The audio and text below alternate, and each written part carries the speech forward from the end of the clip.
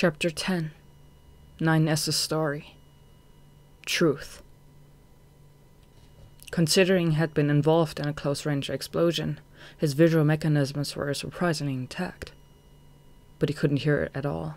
His auditory mechanisms were still recovering. He tried to sit up, but lost balance.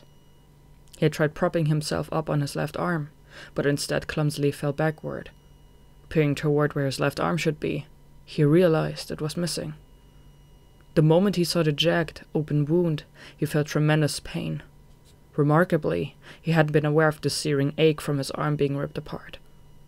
He was immobilized from the great misery. He clenched his teeth in desperation, but couldn't hold back from moaning. He briefly thought he was going to die.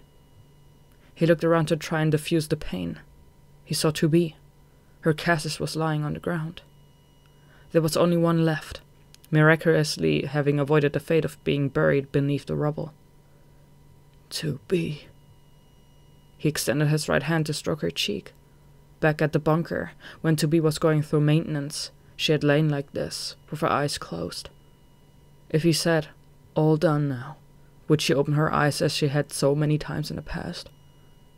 What an idiot. He knew it was impossible. 2B was dead. The fact dawned on him, and rage began to boil in his veins. I can't die yet. With every heaving breath, his upper body stiffened in pain. Even still, he forced himself to sit up. He was already out of breath. Panting heavily, he straddled 2B's cassis and clutched her left arm. Pain shot through his whole body as he gripped it with his right hand. He tugged on 2B's arm with all his might. He heard a dull snap. It hurt him to hear the sound, as if his own arm had been torn off. He shoved 2B's arm, soaked in red liquid, toward his wound. He needed a replacement. Need to fight. It felt like someone was pressing scalding metal onto his wound. He couldn't even clench his teeth or roll around in pain. Instead, he focused every single ounce of will into staying conscious, and at times, wondered if letting go would make things easier. But of course, he wasn't going to let himself do that. The left arm was infected with a logic virus. He needed to perform self-hacking the instant it connected. If he lost consciousness now, the virus would certainly overtake him. Both fortunately and unfortunately, the pain kept him conscious throughout the process. He finished clearing the virus and tested the arm's functionality. There was a slight awkwardness, but it was acceptable. If he adjusted the movements of his other limbs, he would have no problem maneuvering. I will fight. 9S stood up, with a determined gaze toward the end of the room. He eventually reached the back of the room and arrived at a large door. Right as he passed through the door, it closed behind him. The windows, which were open and facing out, were immediately sealed off. To think he would be so blatantly caged in. It was almost comical at this point. In the middle of the enclosed room stood 2 little girls. He realized that he knew them. Joha Android 9S. The little girls wore one-piece dresses. One had a high voice, the other a low voice. While it was the first time he had seen their faces, 9S felt like he knew them. Their gazes and presence were familiar. Welcome to the tower. This mumbling way of speech, he was reminded of the same announcement he had heard 3 times. It wasn't the same exact voice, but he could tell that these girls had been the ones during the talking. Swinging his sword through them, he felt no resistance. It seemed they had no physical bodies. It confirmed the suspicion he had. These girls were the culprits that had snuck into the bunker and spied on the Joha Squadron's activities. They were the very presence he had struggled to detect. Since you made it here, we have some very tempting information for you, you wretch. Their odd vocabulary and colorless tones were unbearably eerie, so much so that he wanted to run his blade through them right away. He felt an uncomfortable sensation, like his mind had been scraped with sandpaper, similar to the feeling he had when he was forcefully given the location to the resource recovery units in the crater zone, but this time much stronger. Words suddenly flooded his brain. This is... A file labeled "Extremely Confidential" began to unravel in his mind. The publicized objective of Project Yoha was to produce cutting-edge androids and end the deadlocked battle with machines. But what was in the file contradicted this widely accepted mission objective. A coordinated plan to boost android morale by spreading misinformation, specifically the fabrication of the human server on the moon and concealment of human extinction. Android morale had sunk so low that such a plan was necessary. In the year 4200, humanity went extinct. Androids, having lost their lords and commanders, fell into a collective despair.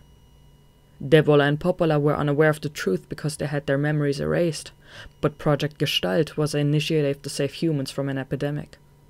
The plan proposed for human souls to be separated from their bodies and fused back together once the epidemic had been curtailed. But the human holding the key to the division and fusion process was lost in a violent incident triggered by Devola and Popola.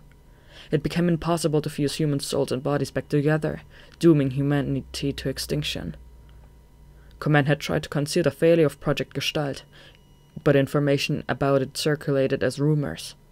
Command was concerned and started to spread false information that humans had fled to the moon. Command had to deny the fact that humanity was now extinct. They established a human board and sent transmission using a synthesized voice to Earth to create the illusion that humans were living on the moon. 9S knew all of this. He thought it odd that the plan for establishing the human board had been an index in Project Yoha and confronted the commander about it. But the fabrication of human board was rather rudimentary, so much so that the slightly superior scanner model was able to uncover the truth. That's why it was necessary for individuals that discovered the truth to be wiped out. The bunker, that was the base for command, was programmed to allow machine infiltration after a certain period of time. Specifically, through the back door 9S and 2B had used when they were surrounded by infected Yoha. Previously, the door was secured with a firewall that deterred anyone other than Yoha squadron troopers from accessing it. After enough battle data was accumulated and the transition period to next generation models was near, the firewall was brought down. The machines would infiltrate and destroy the bunker. If Command, who had fabricated the human board, disappeared, there would be no one left that knew the truth. In other words, at the time of conception, the plan had already outlined the demise of the Yoha squadron. They had used machine cores to manufacture the power source of the androids, the black box, because they deemed it inhumane to install AI into androids that were doomed from the beginning. Probably to prevent the individuals who conceived the project from feeling guilty. What a selfish thing to do. If this is Project Yoha, then we were from the beginning. Their destruction was certain from the moment they were constructed. Their many thousands of battles with machines had been meaningless. To be died for something like this. To be died for a lie. We're going to be destroyed for a lie like this. Even after knowing everything. The little girls were all of a sudden right beside him. They were smirking. Do you wish to fight? Why did you show me this? 9S swung his sword down at the girls' heads as hard as he could. Again, his sword pitifully smacked against the ground. We are the manifestation of the machine network. We have no physical bodies, so we cannot be killed. Shut up! He swung his sword again, but the mirage refused to be cut. Your attacks are pointless. Be quiet, be quiet, be quiet! No matter how many times he swung his sword, it ended up hitting the ground or the walls, but he couldn't help himself. Your existence is pointless. The little girls left him with that and disappeared. Losing his target, 9S stood there, still gripping his sword.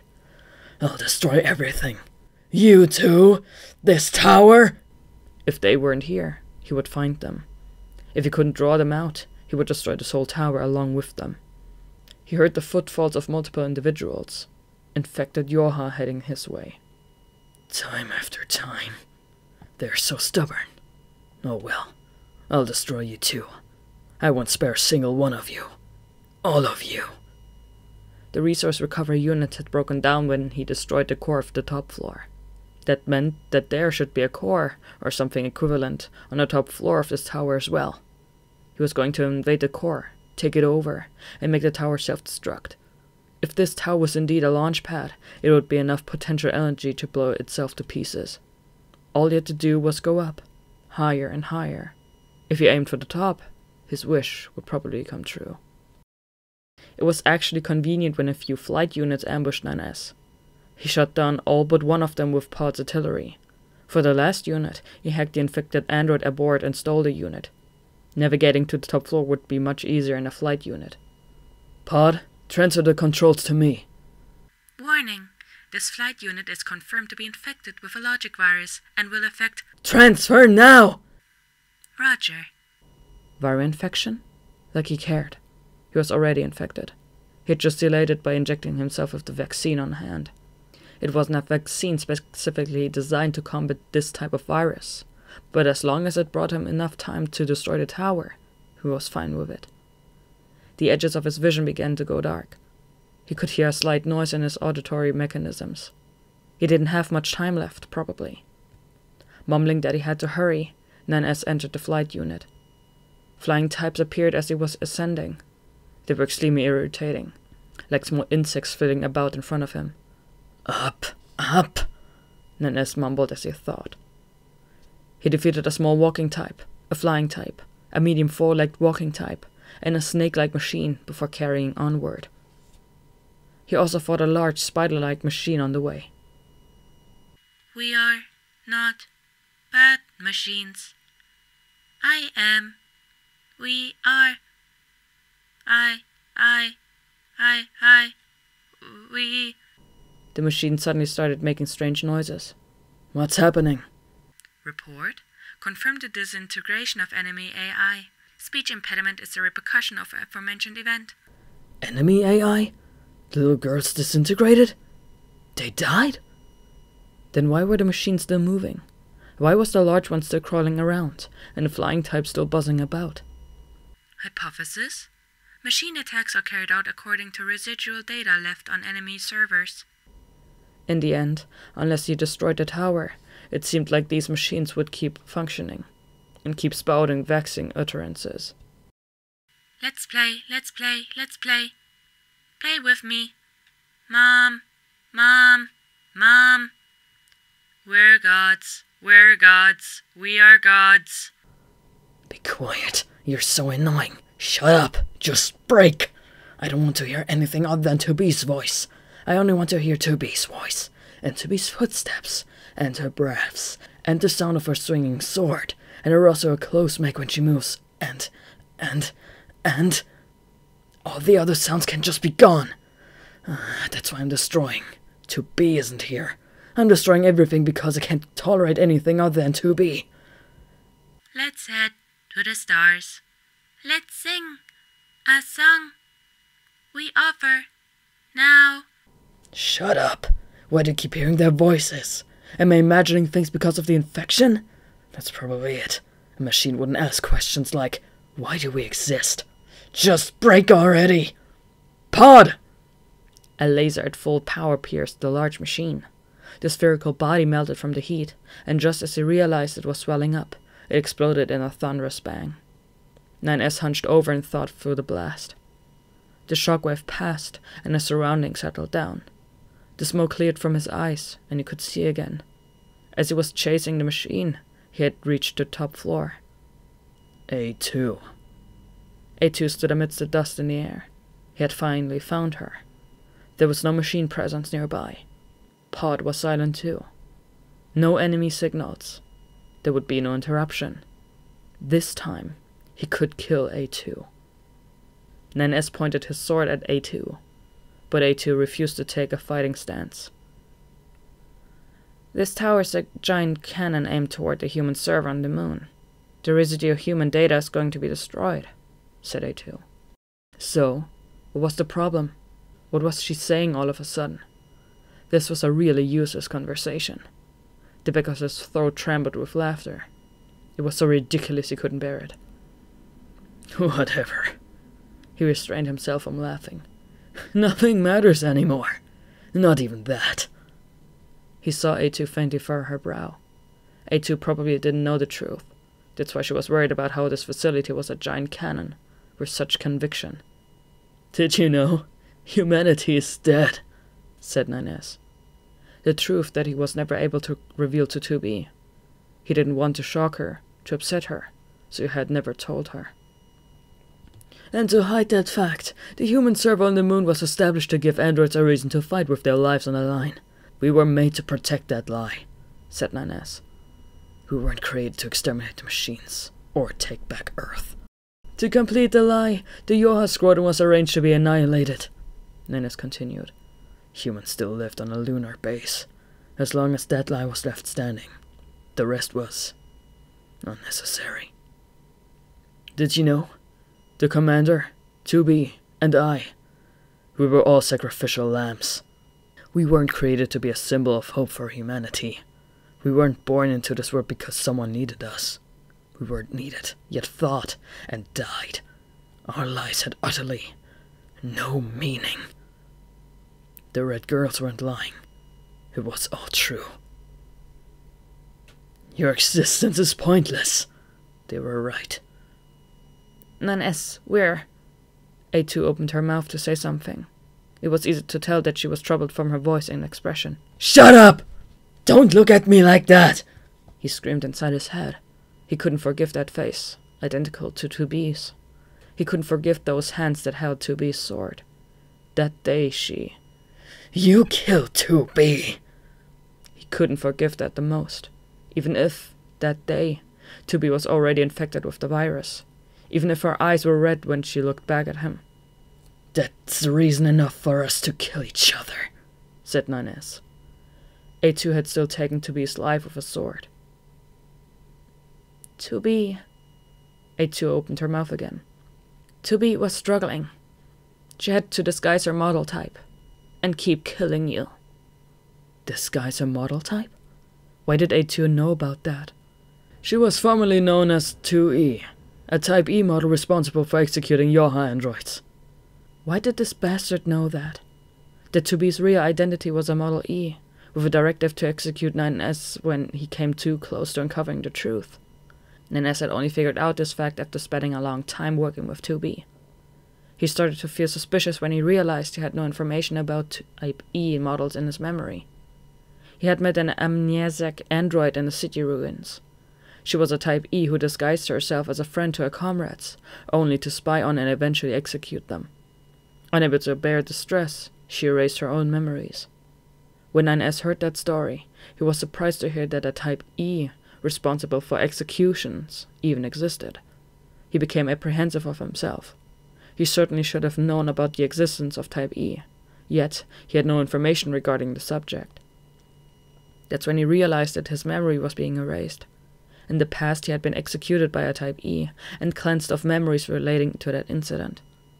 To remove any trace of the execution, it was most likely necessary to erase a large part of his memories. That's why he had a conspicuous lack of information regarding 2E. He knew that the executioner would at times feign a close relationship with its target.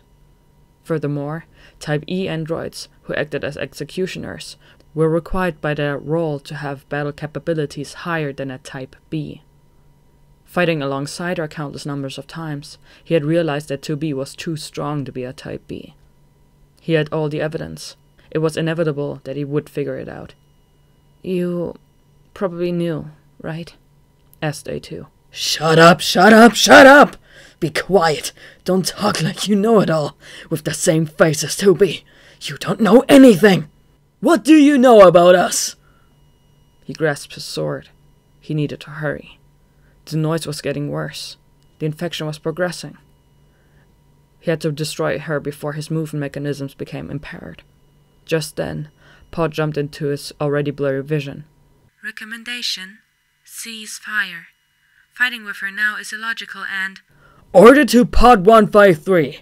I forbid you to interject. Follow this order until either A2 or I am confirmed to be non-functional. Pod retreated without a word. Perhaps it didn't acknowledge the order because it was reluctant to carry it out. He could see A2 finally drawing her sword. He made Pod cover him while he initiated hacking. She dodged it.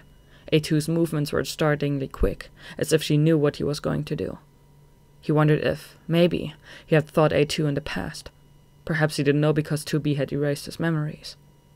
That meant A2 had memories of 2B he didn't have. that made him jealous. Anyone other than him that knew 2B should disappear and be gone. Memories of 2B. Encounters with 2B. His thoughts were jumbled. Curious as to why his neck was stiff, he touched it and felt a cold, hard sensation. His hand had unknowingly started its erosion into machine. He needed to kill A2 soon, while he still retained his consciousness, while he still had his memories of 2B. 2B? Humans? Why? Why? Why? What was this feeling? He had been focused on 2B. Why was he being interrupted? Why do I yearn for humanity, even though I only yearn for 2B? Why do I seek out humans? I only seek 2B. He didn't care about humanity. He knew that they had died a long time ago. But why did they push aside his thoughts of 2B? Even though his mental functions had declined rapidly, and just thinking of 2B was exhausting enough, why did his thoughts have to turn towards humans? We are made to. We androids are made to protect our creators, said A2. His vision was further deteriorating. Our foundational programming makes us feel. Be quiet, be quiet, be quiet! The noise was overwhelming. If he couldn't think about 2B, if he wasn't able to think only about 2B, his brain was garbage. Then just destroy it. Everything should just disappear and be gone. It felt as though his arms weren't his. His legs moved on their own. Where was this strange power coming from? He was being taken over by the logic virus. He saw 2 A2s. This was bad. He wouldn't be able to aim very well. Right as he was about to kill her, A2 stopped. 2B, she said. Don't say that name. It's unforgivable for you to say that name. He thrust his sword forward. He felt a dull impact through the blade. He heard A2 moan. He strained his eyes to see. Blood-soaked sword. A2 on the ground. He'd done it. He'd killed her. He could see A2's face as she writhed in pain. Serves you right. It was finally over. Everything. He saw something move near his feet. All of a sudden, he couldn't breathe. His whole body was burning. He heard a scream. He didn't understand. Hot. Red. He couldn't breathe. What was happening? He saw a sword? Red. Nauseous. Ow. Had he been stabbed? By A2? Why? The pain abruptly faded. Not just the pain, but all his senses were fading too. In the darkness, he saw 2B's hair. No, the one dying in a pool of blood was A2, with the same colored hair as 2B. So it was a draw, he realized. His consciousness flooded away. He could hear Pod's voice. Emergence of a fatal error in the system. Detected memory leak. Impossible to repair. That's fine. No need for repair. That's what he wanted to say, but couldn't. Commencing emergency save of residual memory. The memories don't have to be saved. They can all disappear. His earliest memory was of the first time he greeted the commander following his deployment. The next was his first descent to Earth for a data-gathering mission. The fog had been heavy that day, making things difficult. He'd walked alone in enemy territory, observing machines, somewhat lonely. And finally, the time he was assigned his first mission with 2B. No. How many first times had they worked together before that? His first impression of her was that she seemed distant. But how many times had she killed him at that point? She probably kept her distance to avoid growing attached. Unaware of any of this, he genuinely enjoyed having company. Unaware of her struggles, he was just happy that 2B was next to him. And also, he didn't know. He couldn't remember. Sounds, colors, everything seemed to wash away. His memories faded. They were escaping him. That's right. This is fine. It was cold and quiet. He felt no more pain. Where was he? Every direction he looked, all he could see was white. Was he in a virtual circuit dimension? A section of white turned into a black fog. The black fog wavered, and its edges slowly settled into a shape of a human. The shape split into two and became two little girls. The little red girls. He realized it was within the consciousness of the tower. These red girls were probably just memories and not real. One of the girls opened her mouth. This tower was a cannon to destroy the human server. 9S acknowledged that he knew that. Destroyed the last hope of all androids. The human server. That was their plan. The red girls silently shook their heads. We have changed our minds. We have observed androids. We have examined the unique specimen Pascal and the unique specimen King of the Forest. We have examined the unique specimen Adam and Eve. We have reached the conclusion not to launch a projectile using this tower. Just as 9S asked why, the red girls began to rapidly multiply in number. In the middle of this sea of red girls stood A2 and Pod 042. He heard 042. Recommendation: use the enemy's intellectual capacity to create a weakness. This was the memory of the little girls. Most likely when A2 and the pair had fought in the tower. Back when he was trying to reach the top of the tower, the machines abruptly started acting oddly, and Pod had reported that it confirmed the disintegration of enemy AI. This was the girl's memory of what happened then. "I don't understand! Explain it so I understand!" yelled A2. Question: Yoha Android A2 intellectual capacity. Shut up! What am I supposed to do? Do not destroy the enemy. What? It was amusing to see how clueless A2 was about 042's plan, but the little girls were clueless as well. They weren't concerned about 042's words at all. A2 began to concentrate on defending herself and dodging attacks, as 042 had told her to. 9S thought they looked like 2B and 042. The red girls kept multiplying, each ego clashing against the others, which led to infighting. The numbers quickly dwindled, and the girls eventually vanished. The disintegrating of enemy AI didn't mean that A2 had defeated the red girls.